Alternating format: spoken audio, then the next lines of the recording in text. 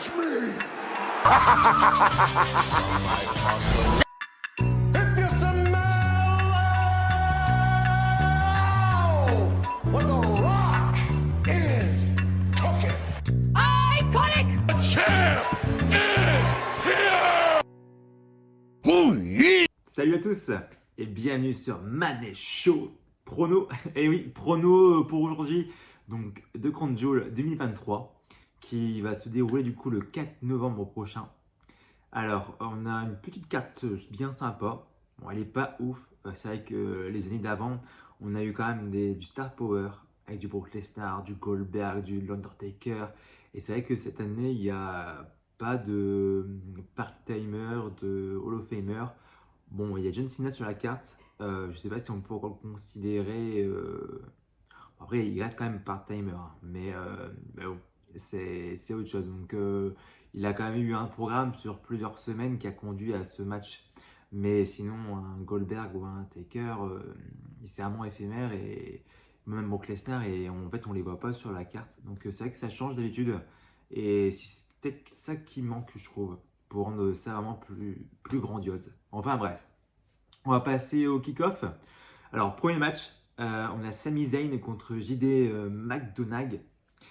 Alors, pour dire vrai, ce match, je m'en fous complet. Je pense pas le voir, à vrai dire, dans le kick-off.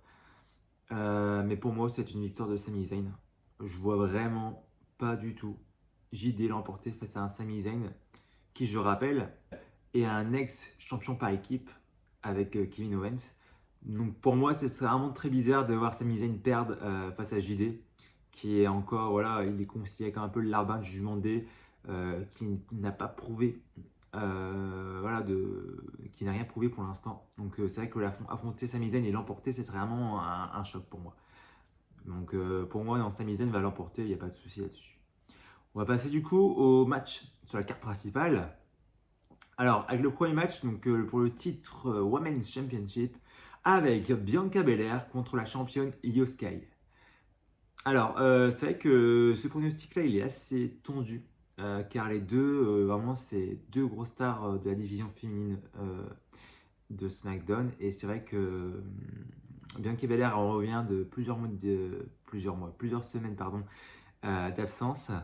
Et Io Sky, elle est championne depuis SummerSlam, mais par contre, depuis cet été, on n'a rien vu d'incroyable, quoi. Malheureusement, on n'a rien vu. Son règne est dégueulasse, hein, il faut dire les termes. Son règne, il est vraiment affreux. Il n'y a aucune rivalité qui sort du lot. C'est vraiment dommage parce que vu la qualité qu'elle nous a offert à NXT en tant que championne, où c'était vraiment bien intéressant. Bah là, on a un règne en fait qui passe entre deux, trois histoires. Il y a Asuka qui s'en mêle, Charlotte, Bianca, enfin tout ça en l'espace de même pas de 2 mois. Donc c'est vrai que tu comprends pas trop où se positionne Io Sky. Des fois, limite, on va dire, bah, c'est elle, limite, la face en fait dans l'histoire, quoi. Donc franchement, pour moi, c'est bien d'avoir du star power comme ça autour d'un titre à SmackDown, mais au moins construisez au moins de bonnes rivalités, quoi, des bonnes histoires. Une histoire qui va durer sur plusieurs semaines où voilà, on va s'attacher au personnage, au face. Et là, à vrai dire, c'est plat, quoi. C'est vraiment plat. Je sais pas jusqu'à où ils vont durer le truc, mais c'est vrai que tu as quand même les Survivors qui arrivent, le Rumble. Ce serait bien quand même de construire bah, du coup la route pour Mania avec vraiment un titre, avec un passé, vraiment un règne qui marque les esprits, quoi.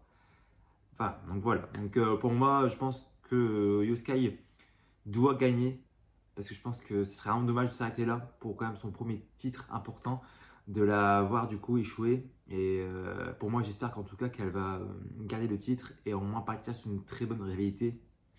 On espère bah, jusqu'au Rumble. Prochain match, on a Cody Rhodes contre le Mr. Money the Bank, Damien Priest. C'est vrai que c'est un match où j'aurais tendance à dire quand même Cody Rhodes, parce qu'il n'a pas encore finish the story. Mais Damien Priest, c'est quand même le gars qui a la mallette. Et on connaît tous que voilà, les gars qui ont la mallette Money in the Bank, ils sont build, ils sont construits pour être forts, pour être justement convaincants quand ils vont affronter le champion choisi.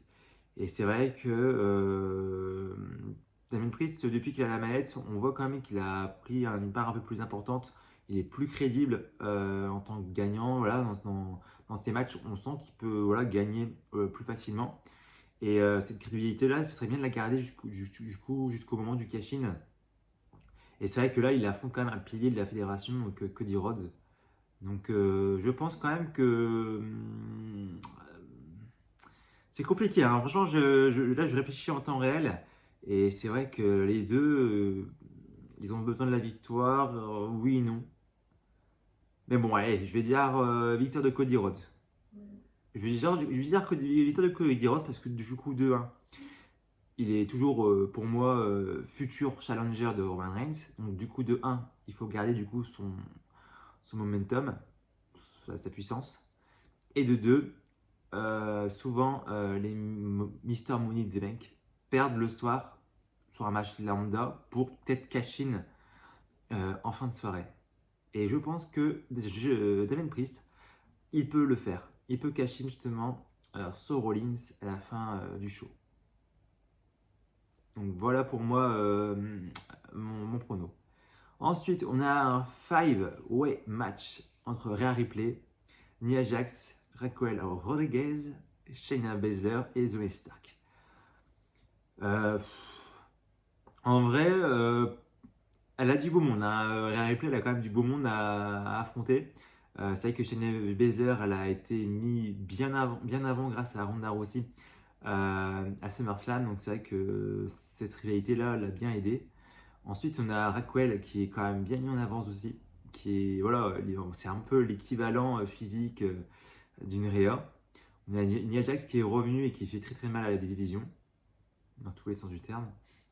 Et on a Zoey Stark qui elle aussi voilà, est athlétique et très très mis en avant depuis la storyline entre Becky Lynch et Trish Stratus.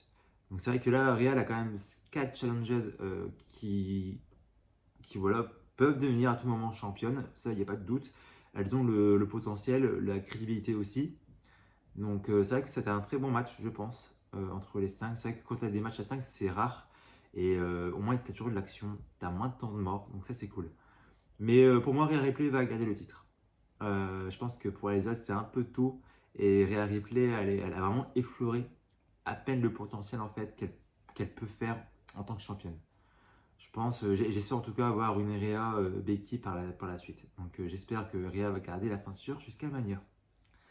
Ensuite, on a le match entre Drew McIntyre qui va affronter le champion du monde poids lourd, Seth Rollins. Alors pour moi, je pense qu'il y a une intervention de Damien Priest dans le match. Je sais pas du coup, justement, je sais pas s'il va aller jusqu'au bout de l'action, jusqu'à réaliser son cash-in et l'emporter, où il va juste distraire Seth Rollins et offrir une victoire à Drew McIntyre. Et pour moi, c'est vraiment le scénario que j'envisage pour le match. Donc voilà, donc un match assez compliqué des deux côtés, comme à Clash at the Castle, avec un Drew McIntyre qui peut devenir champion. Et là, tu as Damien Priest qui intervient. Donc, victoire de Drew McIntyre, je pense. Allez, ensuite, on a le match des États-Unis. États-Unis, donc on a Rey Mysterio champion contre Logan Paul. Et je pense que pour moi, Logan Paul va l'emporter. C'est vrai qu'il a beaucoup de défaites à son actif.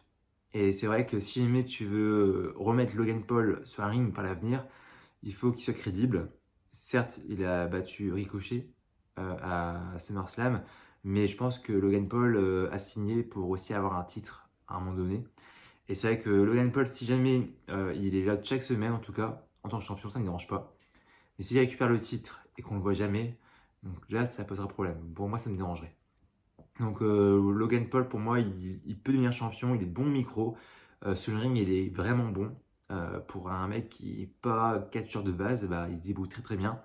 Et Rey Mysterio en tant que champion, je vois pas du tout pourquoi. En fait, depuis qu'il a récupéré le titre à Austin Theory, je vois pas du tout l'intérêt en fait de lui redonner le titre. Après, ça reste Rey Mysterio, donc je dis pas le contraire, c'est top pour lui. Je suis content pour lui, mais le règne à côté, il est inexistant, vraiment inexistant. Et la LWO qui tourne autour, enfin, il y a trop, voilà, il y a trop de choses en fait qui tournent autour du titre, sauf voilà un bon champion.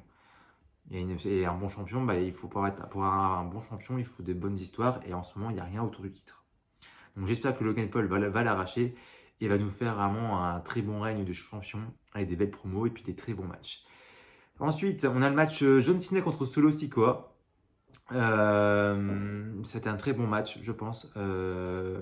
Surtout l'affiche, quoi. C'est l'affiche qui rend la chose vraiment différente. On a quand même John Cena sur le papier. Et pour moi, je pense que John Cena a besoin d'une victoire. C'est vrai que John Cena, il a cumulé pas mal de défaites. Et pour un match en solo, il n'a pas eu depuis Mania 39, il me semble. Donc ça va faire voilà, quasiment, j'arrondis vraiment grossièrement, mais ça fait quasiment un an qu'il n'a pas une victoire. Et surtout, même à Mania, c'était même pas une victoire, c'était une défaite. Donc ça remonte un peu plus loin. Je crois que c'était à Crown Jewel aussi, face à Triple H, son dernier match avec une victoire. Donc ça va faire un bon moment. Donc j'espère que John Cena va l'emporter pour au moins honorer sa carrière, quoi. Et son statut de légende. Et ensuite, on a le main event. Voilà, pour moi, ce sera le main event. Et Knight contre le champion universal, Roman Reigns.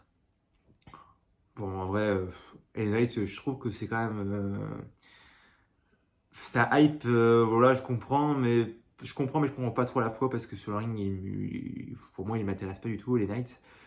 C'est pas du tout un catcheur voilà, qui me divertit, mais bon, enfin bref.